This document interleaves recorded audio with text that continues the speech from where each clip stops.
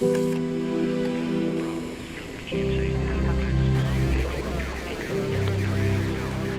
systems are go.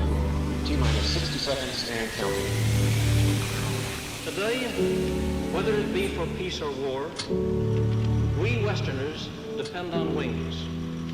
Now we plan huge rockets. And they may well ask, why climb the highest mountain? Why 35 years ago fly the Atlantic? We choose to go to the moon in this decade and do the other thing, not because they are easy, but because they are hard. It's one small step for man, one giant leap for mankind. 2, 1, booster ignition, and liftoff.